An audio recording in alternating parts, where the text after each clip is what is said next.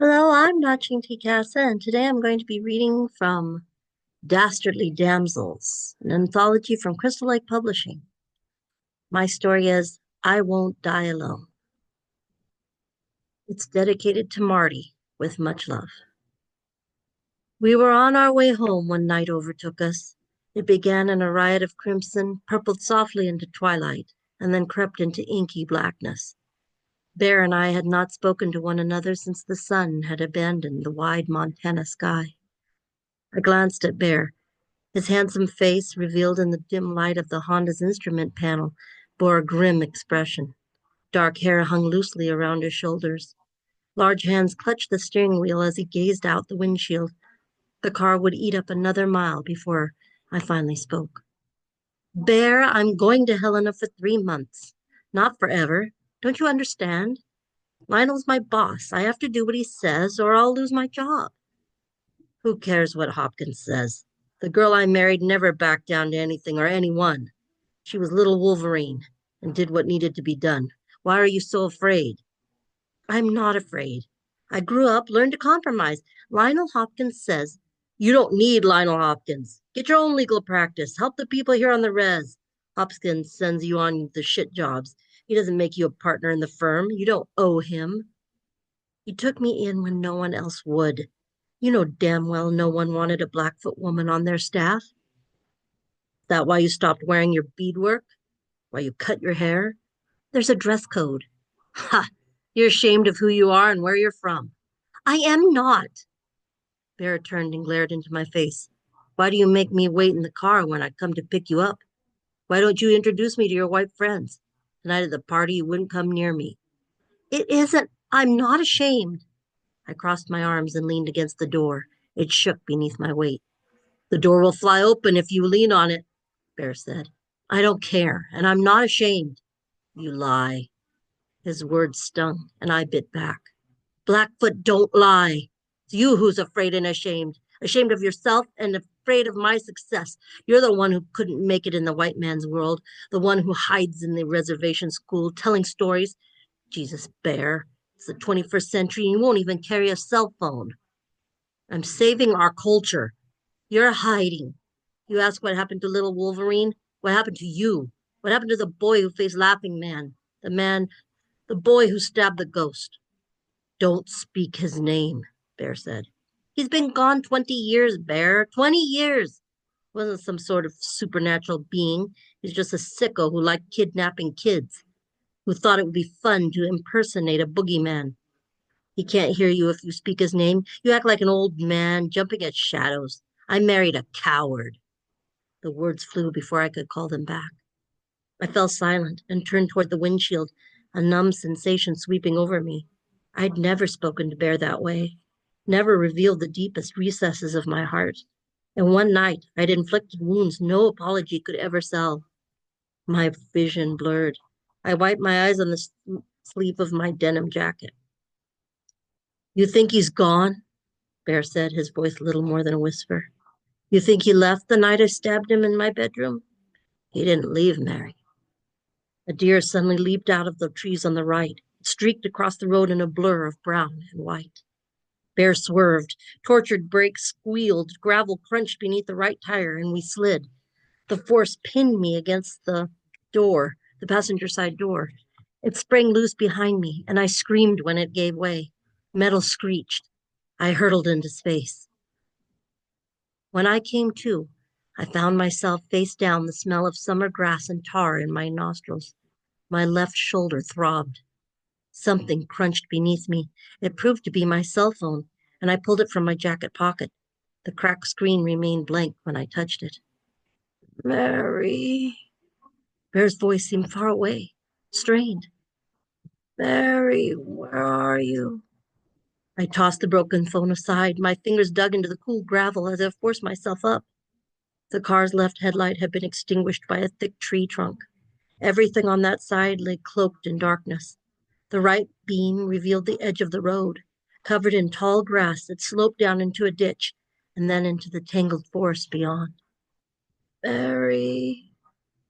The passenger door hung open. I staggered through the grass and peered inside. Bear lay crumpled over the steering wheel, his legs lost in a twisted metal below it. Shadows concealed his face. "Can't get out," he said. "Oh, God, can you feel your legs? Can you move them?" "Trapped. Can't get the door open." His words spurred me on. I stumbled around the back of the car and over to the driver's side.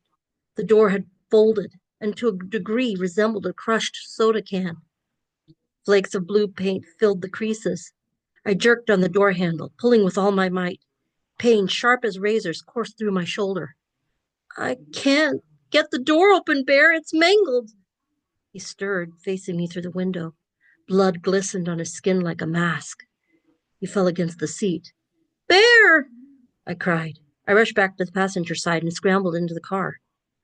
A small and shallow cut marred his scalp. The blood had already congealed around it. The large swelling near his temple garnered more concern. "Tired," he said.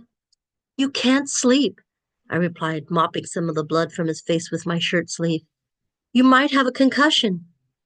A breeze entered the car and swept around us, stirring my hair. It bore a sweet, cloying scent, something I recognized from childhood. "You smell that?" Bear asked. My body tensed, and I studied the darkness beyond the glare of the single headlight. The odor continued to waft in through the open passenger door. I slid over to close it, but Bear caught me by the wrist and pulled me back. "Almonds," Bear said. "I smell almonds." Panic flooded over me and threatened to drown me. I trembled. The scent wasn't real. It couldn't be. My mind reeled back to my trailer bedroom, back to the nights I dreaded. Grandmother's words echoed in my mind. "Go to sleep, Mary. Go to sleep, or the laughing man will come." "What if I can't sleep, Grandma?" "Pretend. If he finds you awake, he'll rip your heart out." "How will I know he's here?" "By the smell. He smells like almonds." And I smelled the almonds. The scent had drifted through my window, and he had come while I was still awake. Bear's grip on my wrist grew tighter, dragging me out of the past and into the present.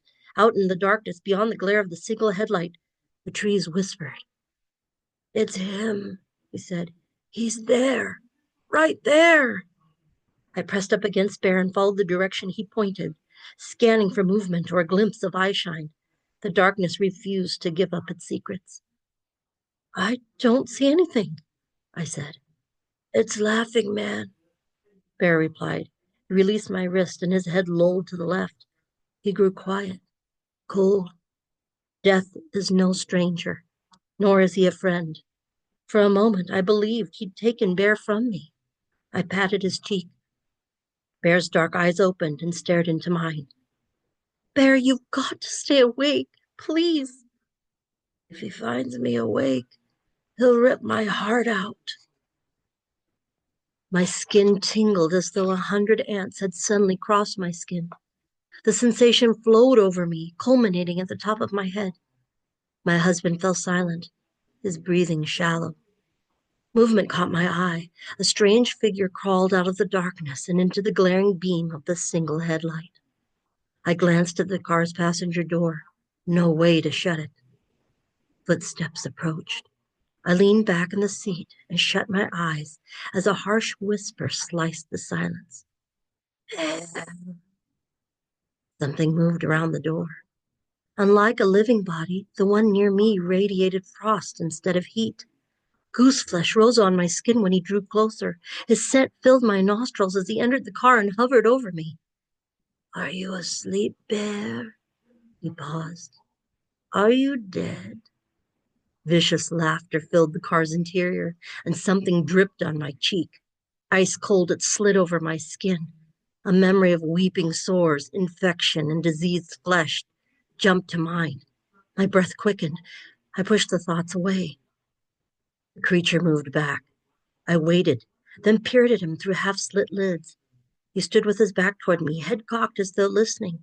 Then he bolted and vanished into the blackness on the opposite side of the road. I scrubbed the strange substance off my cheek with my shirt tail. "Bear?" I whispered. He stirred. For a second, his eyelids fluttered open, then closed. I took his wrist. The arteries still pulsed beneath his skin. The hum of an engine sounded in the distance. I stepped out of the car and hurried to the road. Headlights twinkled. My heart lifted as I rushed down the center line.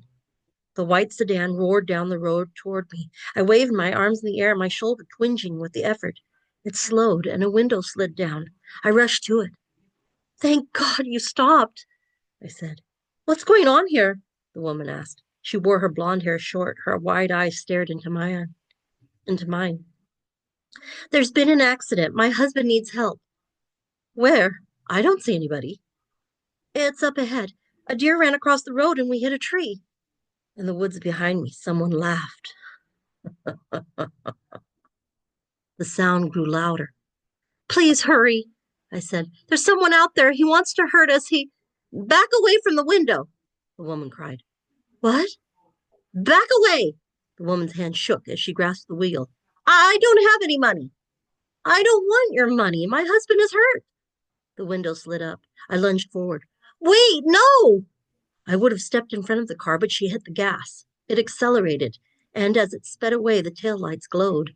They continued down the road, shrank into the distance, and we winked out altogether. "We need help," I cried. The woods resonated with laughter. It grew fainter, moving back up the road toward our car, and Bear. I found no one when I returned to the car. Bear peered at me, his face ashen. "Was worried," he said. "Heard you scream. Thought he got you." I tried to flag a car down, but the driver wouldn't help. "He's coming. I heard him. We've got to get out of here." Bear shrugged. "Can't move." "Is there a tire iron in the trunk? Maybe I could pry the door open." "Mary, listen." "The keys are still in the ignition. Give them to me. I'll search and see." "He doesn't want you. Leave." "No!" I cried. I bent forward and snatched the keys away. "Mary, you can't stop him." "You stopped him before. You stabbed him right in front of me the night he found me awake in my bedroom. You jumped in through my window. I'll never forget it. He never bothered me." "Mary, he came back the next night. He came to my room." "What?" "He comes at night while you're asleep, and he whispers my name. I fought him many times, but the knife never stops him, just keeps him away for a while. He knew he couldn't get me, not when I'm strong. He'll take me now. He can't be killed." "Do you have a knife with you? Any knife?" Bear paused. For a moment, I thought he dropped off again. "I was wrong," he said at last. "Bear!" "You be who you are. Don't let anyone, not even me, decide for you." "We'll talk about this later. Just tell me you have a knife." "It's on my belt, next to the door. Can't reach it. But there is another." "Where?" "In the trunk. A present for you. Saving it for your birthday." I turned to go. He spoke again, and I carried some of the words with me. "Love you." Darkness shrouded the rear of the car, and without a light, I couldn't illuminate the keyhole.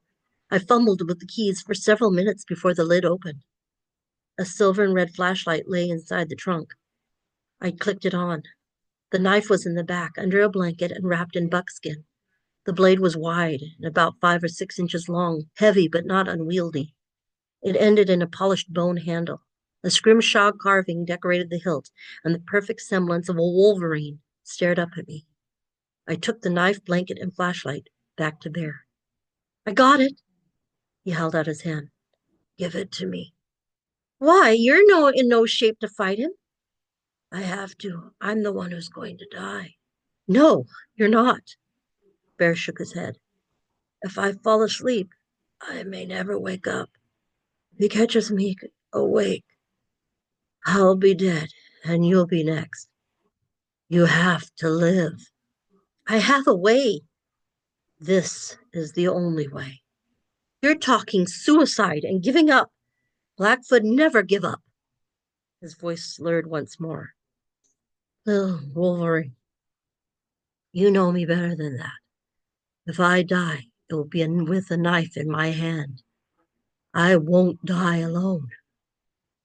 Truth can be sharp as any blade. When it cuts, you're never the same. Bear stared at me, the shadow of death in his face.